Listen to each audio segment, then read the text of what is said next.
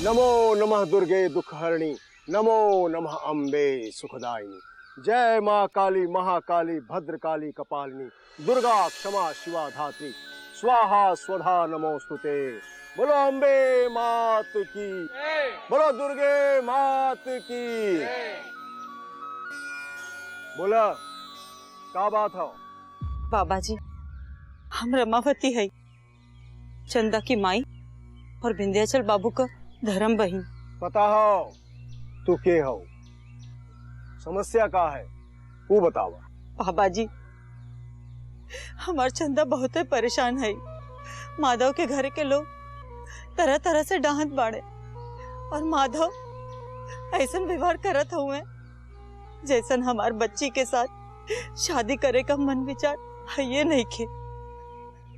अब आप ही सहारा बा बाबा जी, कुछ करी हमार बच्ची के लिए, कुछ करी बाबा जी। हाँ बाबा, हमरो के बहुते डर लागा था। डरे के कोनो आवश्यकता नहीं खे। चंदा के जीवन में खुशहाली होगी। जब सोना अग्नि में तपेला तबे वो खरा सोना कहा। भगवान का आशीर्वाद चंदा के जीवन में है। इतने नहीं, एगो पुण्यात्मा ओकरे रक्षा के खातिर हमेशा मौजूद बा। ये नाते तो है दोनों जने के चिंता करे के कोनो आवश्यकता नहीं है। चंदा के कुछ नहीं होगी। जय मातु भवानी, बोल अम्बे मात की जय। जय मां अम्बे।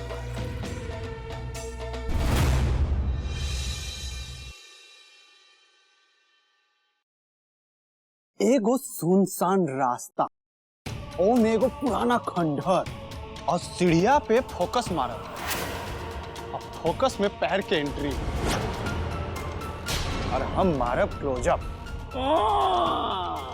का सीन बन और उल्टा पैर धप धप धप धप ना, उल्टा पैर ना हो। आज के टाइम के भूत बात पैर सीधो हो सकेला, आगू पीछे दोनों से काम चला ले। चल अब हम कैमरा के नीचा से ऊपर पैन करब,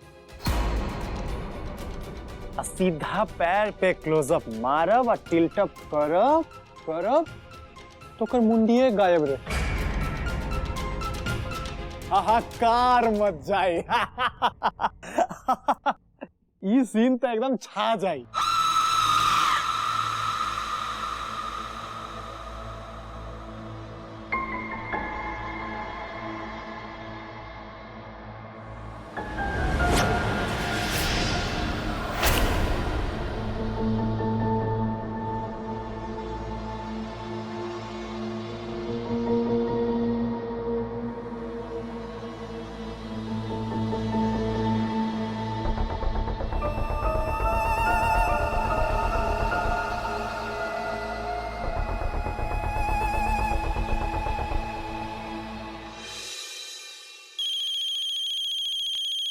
कार्तिक के फोन। हेलो। तू चंदा के कुछ ना बिगाड़ सकेलू। अगर अब तू चंदा के कुछ कर लू तो समझ ला तोहर विनाश हो जाए। Hello hello. का भइल श्वेता? हाँ, अगर अब तू चंदा के कुछ कर लू तो समझ ला तोहर विनाश हो जाए।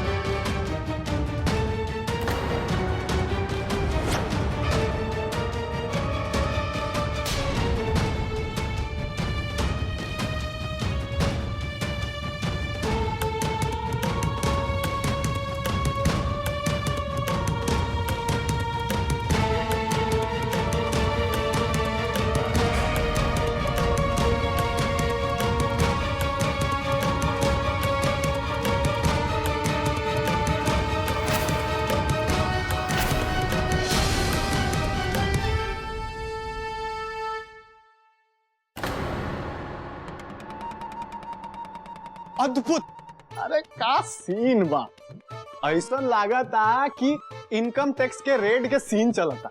एकदम सासाराम हिल गई, सासाराम। सीन त तोहार हम बनाई। हमरा के ये बतावा कि अपन फोन से एक औरत के आवाज में हमरा के कॉल काहे करला और हमरा के धमकावे काहे रहला तू? हाँ हाँ, अरे क्या बात करत हो? अरे हमार खुद के आवाज ही इतना सुंदर है कि अपन नेक्स्ट फिल्म के गाना तो हम खुदे गावे ला जाते हैं। अब बोली तो सुनाई। सुनो सुनो सुनो पप्पा। तो सुनी। ढिंचा ढिंचा ढिंचा ढिंचा। घरबा के काम काज करेला आगाज हो गड़बड़ाइल रहता, उनकर भोरे से मिजाज गड़बड़ाइल रहता, उनकर भोरे से मिजाज गड़बड़ाइल रहता। गॉड, ये सब बकवास बंद करो। ये बतावा हमरा के फोन काहे केला और धमकावे काहे? लावा हमार फोन दा, हम दिखावत है हमार डायल लिस्ट। लावा।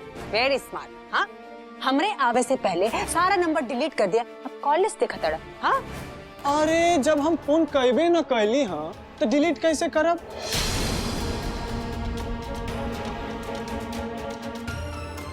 हाँ श्वेता, हमरा के लागत है कि जो भी तरह के फोन कैले बा ना, ओकरा भूत के आवाज बनावे के जरूरते ना है कि ओकर ओरिजिनले आवाज इतना भूतिया बा, तू ऐसे न डर जाइबो। अच्छा, तू खुद भूत जैसन दिखेला और तू हमरा के भूत कहताड़ा?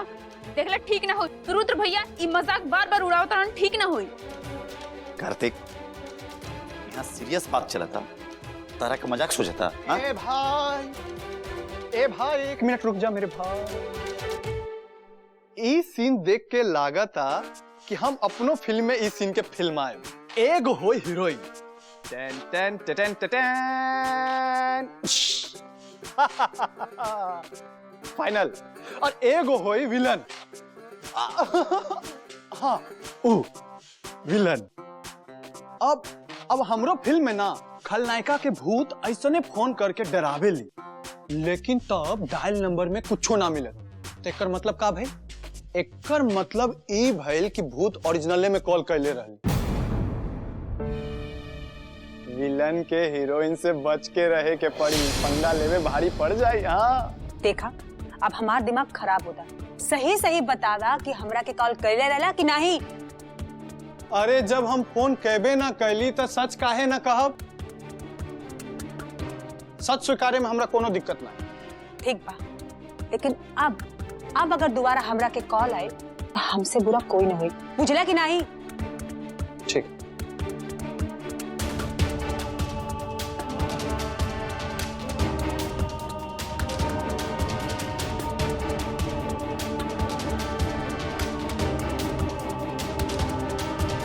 उनके तो कुछ समझे में ना आवत है, ये सब का चलत है।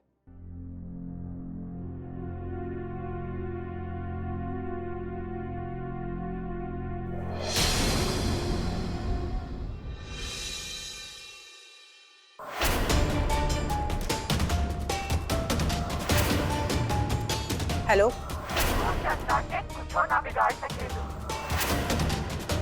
अगर आप तू चंदा के कुछ करियो तो समझ ला तो हर विनाश हो जाए।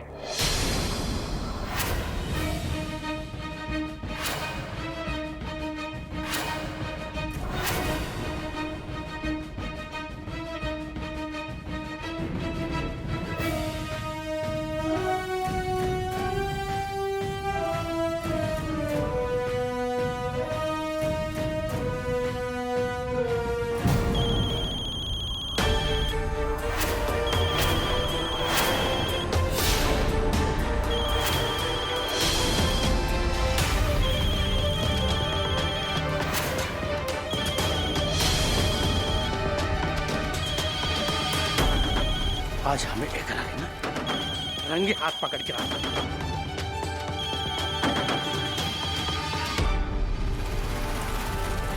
बुढ़िया राम श्याम से तो हम सासा राम के जेम्स बॉन्ड बैठ टेडिंग टेडिंग टिंग टिक टिक टिक। आज एक तोहरा के हम रंगे हाथ पकड़ी बेटा।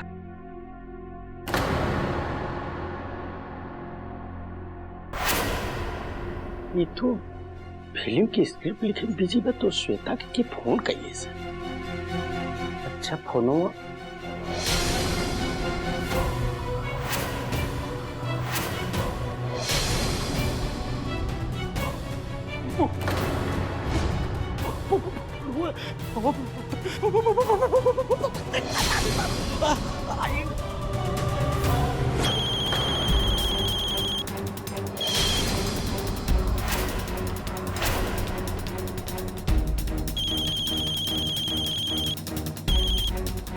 हेलो तू चंदा के कुछ ना बिगाड़ सकेलू।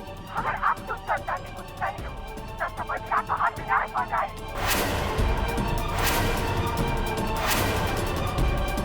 हेलो हेलो हेलो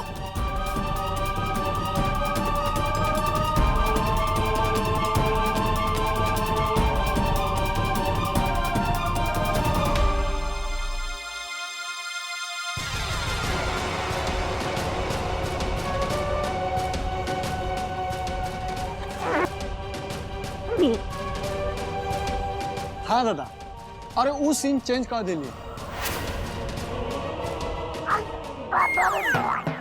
रउआ रउआ इजे काहे सुतलाई? आई आई आई आई, अरे बाप रे बाप, अरे रउआ के सुते के रहते जाकर कमरा में सुतला। अरे का जलेबी का पता है। अरे भाई हो, आय हो दादा, तुम्हारे पैर भारी बाकी हम कचूमन निकल गए। जो कुछ बचला तोरे घरा वाले कचर के चल गए। अच्छा तो तोहर कहले का मतलब है कि हमार वजन बढ़ गइल बा? हां तो अरे दादा दादा रे बाप रे। Written and directed by Kartik and Singh, यानी कि कार्तिक नारायण सिंह। हाँ दादा, अरे सासाराम हिल जाए ना। अरे हम तो सासाराम हिला दे एकदम। तू चंदा के कुछ ना बिगाड़ सकेलू। अगर अब तू चंदा के कुछ कइलू तो समझ ला तो हर विनाश हो जाए।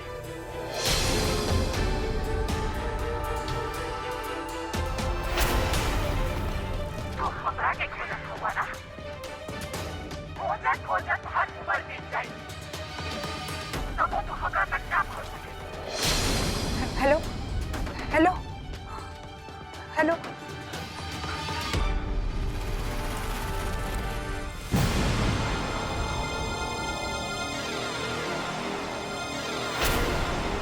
का बात बा? रउआ सब फिर वापिस आ गई? कोनो क्लू मिल गइल का? हाँ, कि हमारी स्टोरी अच्छा लागल? सुनाई का फिर से? बोली ना जीजा जी। अरे ना ना भाई, तू जोन करा तारा उहे करा। का बात बा श्वेता? ना कोनो प्रॉब्लम नहीं के तू करा। हमके तो कुछो नहीं समझ में आवता कि का होता।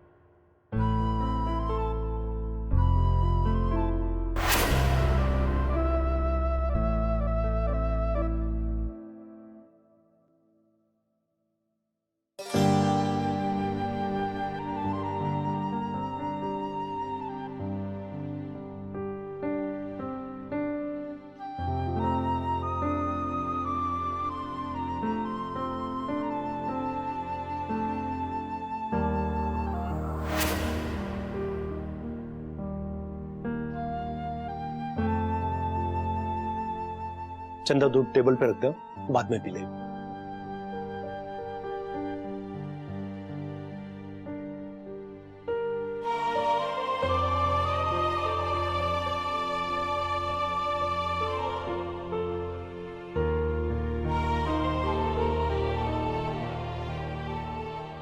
मादा बाबू, लागता रउआ हमरा से अभी तक गुस्सा है, यही से दूध भी ना पियत है। अगर ऐसा नहीं ना था तो हम रउआ के लिए वो गिफ्ट नया ला दे।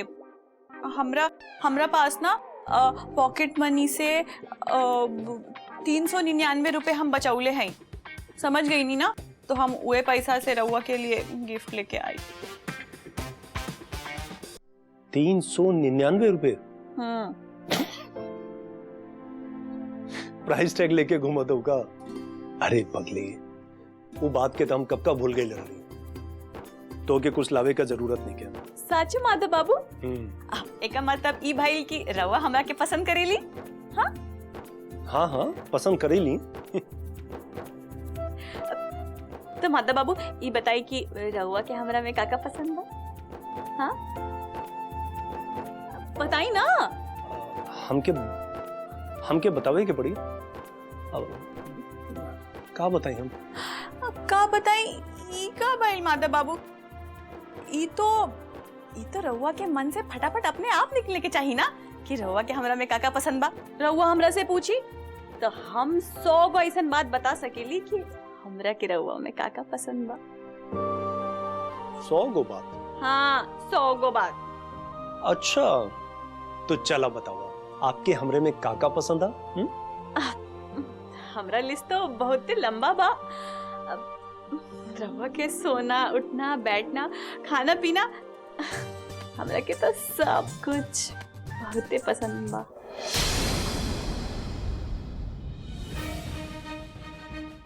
हमरा के खोजत हुआ ना, खोजत खोजत हर उम्र बीत जाई, तब वो तो हमरा तक ना पहुंच सके।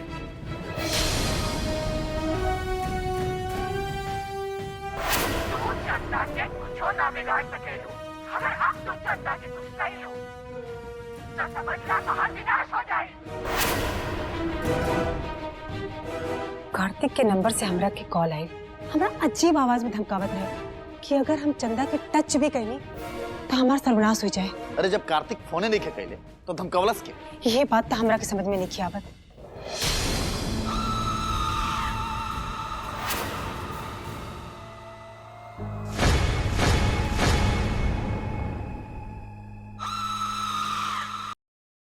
श्वेता, हमरा के बहुत डर लागता। सच में कोनो भूत होकी था? भूत ऊत छोड़ा, हमरा दिमाग में वो ऐसा प्लान बा कि सच अपने आप सामने आ जाए। प्राण वालान की गोली मारा। अब तू लोग हमरा पे सब छोड़ दो।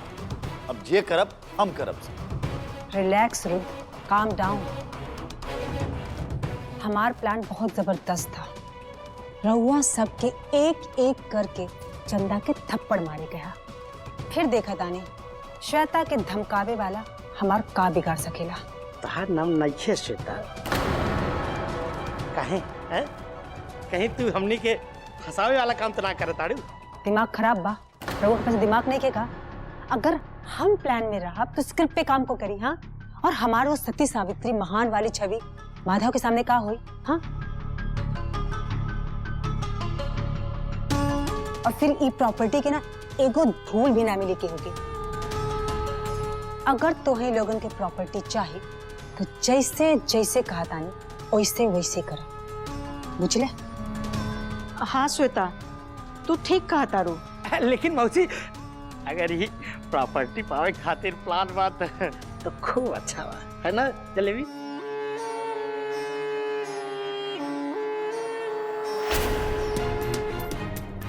देखिए श्वेता, हम उ चंदा के ऐसा हाल करब ना कि वो हमेशा हमेशा खातिर ई घर में आवे के रास्ता भूल जाए।